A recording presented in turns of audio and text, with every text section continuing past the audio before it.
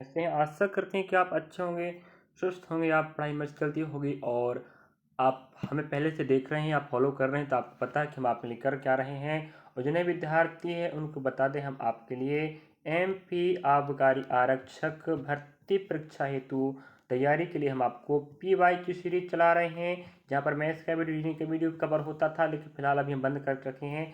जितने भी maths reasoning के वीडियो हो चुके आप जाके देख सकते हो। बाकी और रही बात GK GS के 20 प्रश्न आएंगे, साइंस के 15 प्रश्न आएंगे अल्टरनेट, GK GS साइंस जे क्रमशः shift by day by cover हो रहे हैं। तो उसी कड़ी को बढ़ाते आप बता दें, हम आज आपके लिए 20 तारीख से कंटिन्यू चल रहा है, आज रख 25 फरवरी, और हर दिन 3-3 शिफ्ट चलते हैं। तो सोचिएगा कितने प्रश्न बन चुके होंगे, कितने वीडियो आप मिल चुके होंगे। 25 फरवरी 2023 का शिफ्ट नंबर 2 रहेगा और एग्ज़ाम 5 जुलाई से स्टार्ट होने की संभावना याद रखें।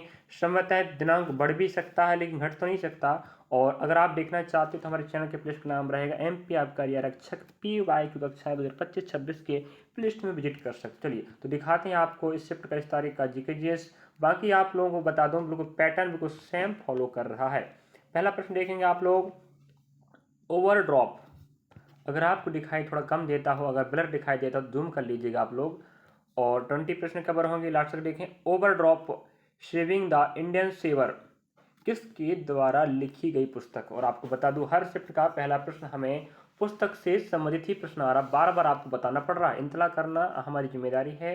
तो याद रखें, आप देख पा रहे होंगे ओवरड्रॉप सेविंग द इंडियन सेवर पुस्तक है जी आपके पूर्व गवर्नर RBI, याद रखें, जो भारत का सबसे बड़ा बैंक का नाम रिजर्व बैंक ऑफ इंडिया के, इसके गवर्नर रह चुके उर्जित पटेल, याद रखें, जो आपके भोपाल, जो मध्य प्रदेश, तो आप जानते होंगे जिसकी राजधानी भोपाल है, यहीं से बिलोंग करते हैं, जो RBI के गवर्नर रह चुके हैं। चलिए अगला प्रश्न के चलते हैं। और आप लोगों को ऑप्शन भी दिखा सकते हैं, आप लोग देख लीजिएगा। चलिए बाकी यहाँ सभी ऑप्शन गवर्नर के ही हैं। अगला 2 प्रश्न कहता है, आप देख पा रहे सेकंड नंबर का, मध्य प्रदेश के कूनो राष्ट्रीय उद्यान में लाया गया चीतों का पहला जत्था कहाँ से लाया गया था। तो आपको पता होनी चाहिए कि भारत सरकार द्वारा मध्य प्रदेश के कूनो राष्ट्रीय उद्यान, जो शिवपुरी में पड़ता है, आप पता जी कहाँ पड़ता है, शिवपुरी में, वहाँ पर जो चीतों का जत्था विदेश से लाया गया था, याद रखेंगे, वो नामीबिया से लाया गया था। नामीबिया एक देश है और यहाँ से भारत में चीतों का जत्था मध्य प्रदेश के कूनो राष्ट्रीय उद्यान में लाया गया था। और ये आपका बहुत शानदार प्रश्न हुआ। और अगला प्रश्न आप देखेंगे थर्ड नंबर का, निम्नलिखित में से किसे 2022 में नीति आयोग का नया CEO नियुक्त किया गया था। CEO, ठीक है। तो आप समझ पा रहे होंगे कि भारत की प्रमुख संस्थाओं की नियुक्तियां से प्रश्न आएगा, और चाहे अंतर्राष्ट्रीय हो चाहे राष्ट्रीय हो। मैं बार बार बता दूं आपको, उन्हीं टॉपिक से बार बार पूछ रहा है। और शिफ्ट बाई आपको देख सकते हो, 20 तारीख से 25 तारीख के बीच में कितने वीडियो बन चुके होंगे। तो 2023 में एग्जाम हुआ था, 22 का पूछा था, अभी 25 में एग्जाम होगा, 24 और 23 का करंट पर पूछेगा। तो 2022 में नीति आयोग का नया CEO नियुक्त किया गया था, ऑप्शन आप देख पाएंगे, डी राइट हो जाएगा, परमेश्वरन अय्यर। कौन थे 2022 में? परमेश्वरन अय्यर, याद रखेंगे। और आप लोग कमेंट बॉक्स में कमेंट करें कि वर्तमान में कौन है।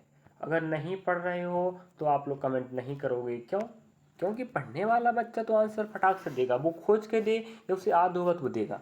और भाई जब एक बार प्रश्न पूछ लिया नीति आयोग का, तो बता दो नीति आयोग का पूरा डिटेल आप लोग पढ़ लीजिए। हम आपको प्रश्नों दिखाने का प्रयास कर रहे हैं, इस प्रकार के प्रश्न आते हैं, आपको आइडिया लगाते बननी चाहिए कि हाँ इस टॉपिक से ये प्रश्न आ रहा है, इतने करंट अफेयर आ रहा है, इतने जीके जैसे, इतने इतिहास, इतने भूगोल, इतने राज्य, इतने किस टॉपिक से, किस अध्याय से प्रश्न आ रहे हैं, और कौन से विषय से किस लेवल से प्रश्न आ रहे हैं। अगला प्रश्न आप देख पा रहे होंगे, निम्नलिखित में से किसे मई 2022 में इन्फोसिस का MD और CEO नियुक्त किया गया था। बिल्कुल सही बात है, बार बार आपको वही पैटर्न फॉलो करवा रहा है। ऑप्शन हम आप ही देखेंगे, सलील पारेख। तो सलील पारेख को याद रखें, 2022 में इन्फोसिस का MD और CEO नियुक्त किया गया था। एक प्रकार की क्या कंपनी है। अगला प्रश्न आप देखेंगे 5 नंबर का, अप्रैल 2022 में UPPSC के नए अध्यक्ष के रूप में किसे नियुक्त किया गया था। वो याद रखें मनोज सोनी। और वर्तमान में अभी और कोई है तो आप लोग बताएं वर्तमान में कौन है। ठीक है, ये 2022 में इन्हें नियुक्त किया गया था। मैं बार बार कह रहा हूँ आपको भाई, नियुक्तियां संबंधित प्रश्न आएगा मतलब आएगा मतलब आएगा मतलब आएगा। 100% लिख के रख लीजिएगा। जो पैटर्न फॉलो कर रहे हैं यही पैटर्न आपको 5 जुलाई एग्जाम कहने के बाद, लेकिन जुलाई से एग्जाम स्टार्ट हो ही जाएगा, याद रखें। 2025 भर्ती में पूछेगा मतलब पूछेगा। तो याद रखें मनोज कुमार सोनी को 2022 में UPSC union public service commission, जिसे हम संघ लोक सेवा आयोग कहते हैं, जिसका उल्लेख 315 अनुच्छेद में मिलता है।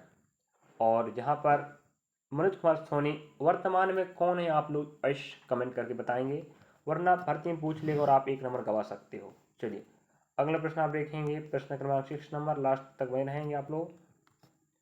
राष्ट्रीय शिक्षुता प्रोत्साहन योजना का बजटीय परिव्यय कितना है? तो जो राष्ट्रीय शिक्षुता प्रोत्साहन योजना चलता है, जिसके तहत कितना पैसा खर्च होता है, योजना से प्रश्न आएगा, ये बार बार बता दूं मैं। तो ऑप्शन नंबर आप पहला देखेंगे 10,000 करोड़, यही आपका आंसर आएगा। तो 10,000 करोड़ रुपये खर्च किया जाता है, ठीक है, इस योजना के तहत। अगला प्रश्न आपके समक्ष है, श्रम सुविधा पोर्टल किस वर्ष शुरू किया गया था? तो श्रम सुविधा, जो श्रम मतलब होता है काम, तो काम आपको यहाँ से आराम से काम मिल सकता है। कौन सा काम है, किस प्रकार का काम, यहाँ से पूरी जानकारी प्राप्त हो सकती है। तो श्रम सुविधा पोर्टल किस वर्ष लॉन्च हुआ था? याद रखेंगे, ऑप्शन नंबर आप देख पाएंगे सी, सन 2014 में इसे लॉन्च किया गया था, श्रम सुविधा पोर्टल। और यकीन के साथ देखिएगा, सही सटीक जानकारी आपको दे रहे हैं।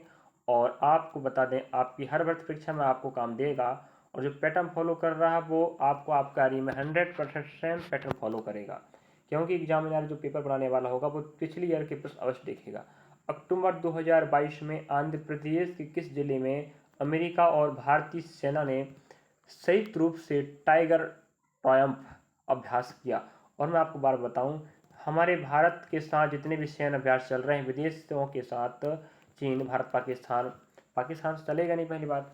तो हमारे भारत का जो सैन्य अभ्यास है, जितने भी सैन्य अभ्यास हैं कहाँ पर हो रहे हैं, किस किस के बीच हो रहे हैं, ये आपको पढ़ना पड़ेगा। 100% हमें हर शिफ्ट में एक एक प्रश्न मिल रहा है। तो हमें पता है भाई, पॉइंट से लोग करते हैं भर्ती परीक्षाओं में। जब आपको आइडिया लग गया है, आपको नकल बता रहे हैं कि अकल लगा लो कि इस टॉपिक से प्रश्न आने वाला, तो आप लोगों को लगानी चाहिए, नहीं बताओ।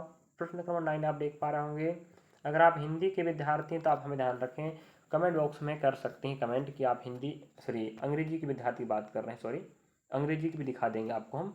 निम्नलिखित में से कौन शिवाजी का उत्तराधिकारी था? और आपको बता दूं, मराठा साम्राज्य, गुप्त साम्राज्य और मुगल साम्राज्य का प्रश्न बार बार पूछ रहा है। तो मराठा साम्राज्य की स्थापना शिवाजी ने किया था। और शिवाजी का उत्तराधिकारी कौन थे? जिन्हें हम छत्रपति शिवाजी महाराज कहते हैं, और जिन्हें आप तो जानते होंगे, याद रखेंगे, उनके जो उत्तराधिकारी थे वो कौन थे? संभाजी। तो मराठा प्रश्न बार बार आ रहा है, मुगल वंश का प्रश्न आ रहा है, गुप्त वंश का आ रहा है इतिहास में। तो संभाजी छत्रपति शिवाजी महाराज के उत्तराधिकारी के रूप में काम किए। अगला प्रश्न आप देखेंगे, इतिहास के प्रश्न चालू हो चुके हैं, याद रखें यहाँ पर।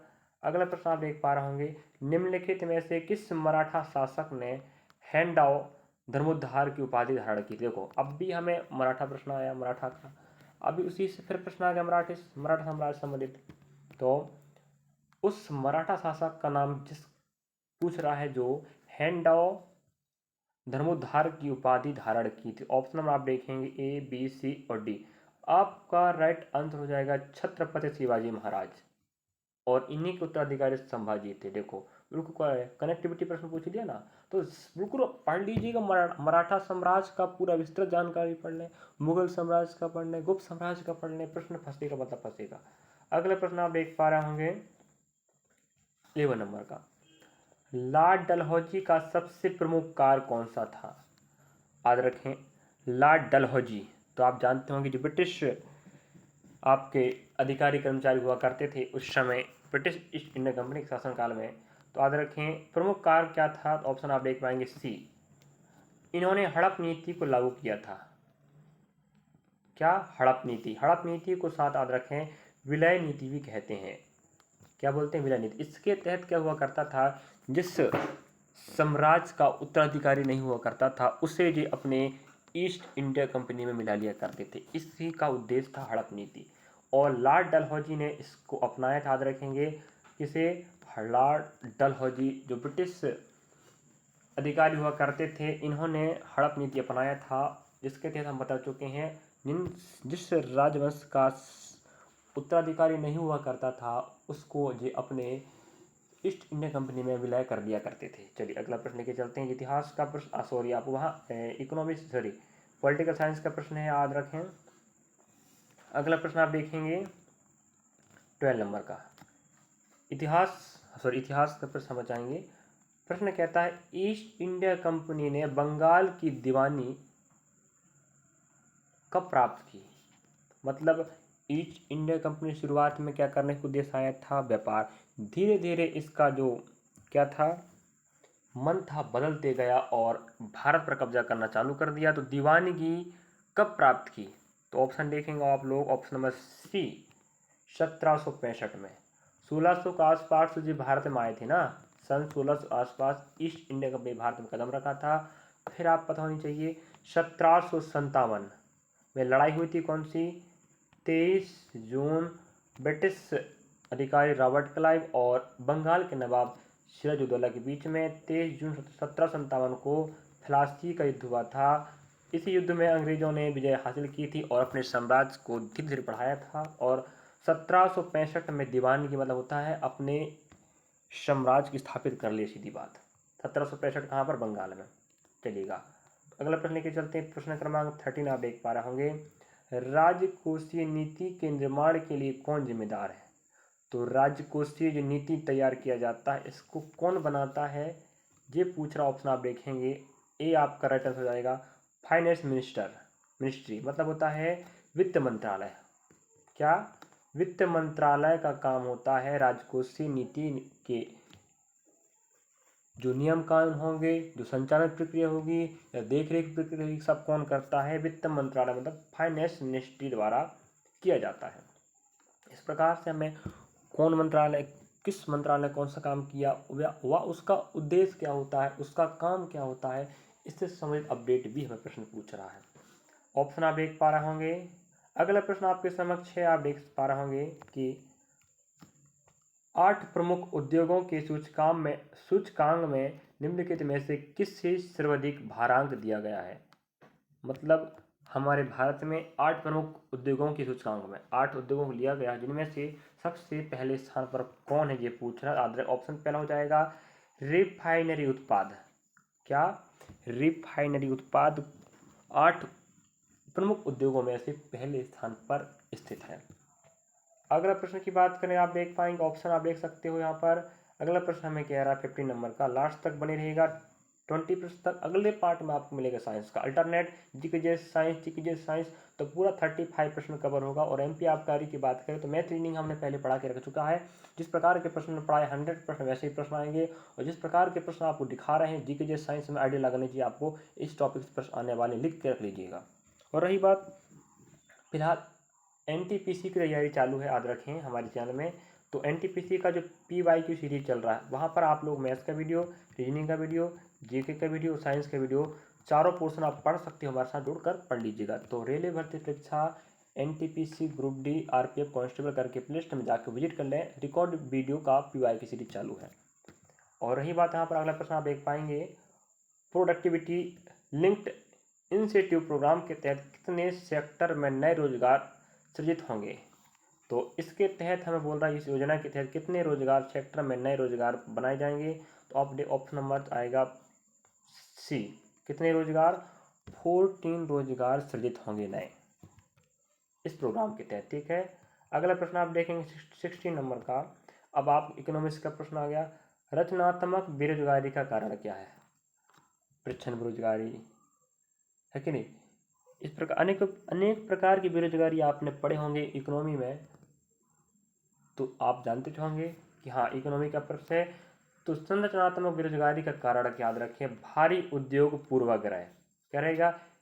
तो भारी उद्योगों का पूर्वाग्रह इस बेरोजगारी का मुख्य कारण है।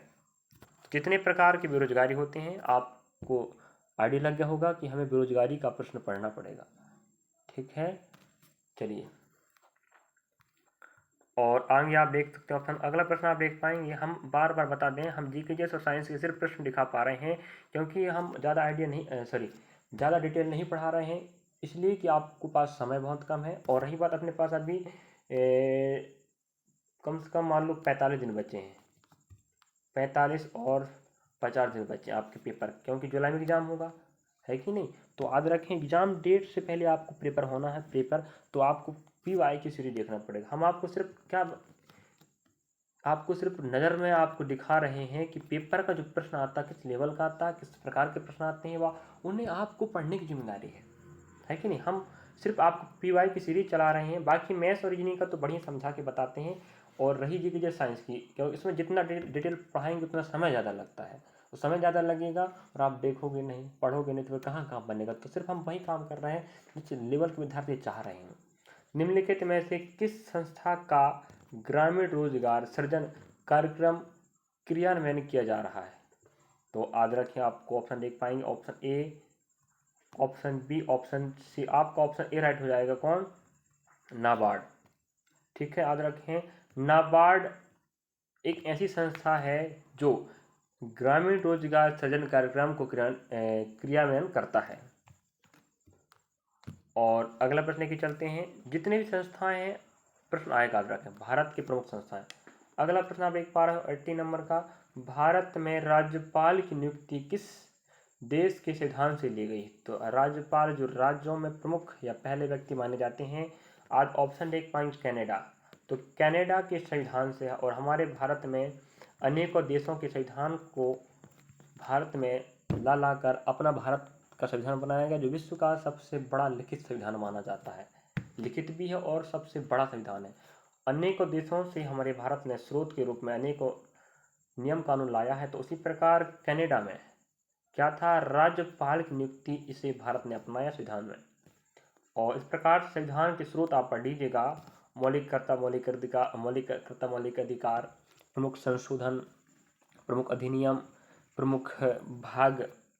निम्नलिखित में से कौन सा मौलिक कर्तव्य नहीं है? तो आपको पता होनी चाहिए, मौलिक कर्तव्य हमारे पास 11 हैं, तो कौन सा नहीं है कह रहा है? तो ऑप्शन बी आपका रहेगा, मतदान करना। याद रखें, ये आपका संवैधानिक अधिकार है। संविधान में इसके बारे में बताया गया, यह एक संवैधानिक अधिकार है। कौन? मतदान करना। मतदान करना मौलिक अधिकार नहीं है, या मौलिक कर्तव्य नहीं है। चलिए, तो इस प्रकार से मौलिक कर्तव्य कौन कौन है, मौलिक अधिकार कौन कौन से हैं, संविधान में प्रमुख संशोधन पढ़ना पड़ेगा, है कि नहीं। चलिए, अगला प्रश्न आप देखेंगे, नवंबर 1946 में किस योजना के कारण संविधान सभा की स्थापना हुई थी? तो 1942 में आया था क्रिप्स मिशन, तो आप जानते होंगे, पढ़ने वाले बच्चे तो जरूर जानते होंगे भाई। 1946 में फिर आया था आपके पास ऑप्शन ए, ऑप्शन डी। 1946 में कैबिनेट मिशन आया, जिसमें 3 लोग आए थे। आज होनी चाहिए आपको पता, किसी को नहीं पता तो कमेंट करें, हम आपको बता दें 3 लोग आए थे, और 3 लोगों ने संविधान सभा के निर्माण तक में अहम भूमिका निभाई, जिन्हें हम कैबिनेट मिशन 1946 के नाम से जानते हैं, जो संविधान सभा के निर्माण में अहम भूमिका निभाया है। और अगला प्रश्न आप देखेंगे कि आपका रह जाएगा भाई साइंस का, तो नेक्स्ट पार्ट में आपको साइंस का प्रश्न मिलेगा। अब मुझे उम्मीद है मैं इस वीडियो के माध्यम से आपको टॉप 20 प्रश्न कवर कराया, तो जीके जीएस होंगे। और याद रखें, NTPC, group D, RPF constable, SI, MPSI, सूबेदार, मंडल क्षेत्र, जेल प्रहरी और स्टेट की जितने भी एग्जाम होंगे, चाहे उत्तर प्रदेश, बिहार, झारखंड, पश्चिम बंगाल, छत्तीसगढ़, है कि नहीं, झारखंड, हरियाणा, जितने भी एग्जाम होंगे वहाँ पर आपको जीके जीएस काम देगा।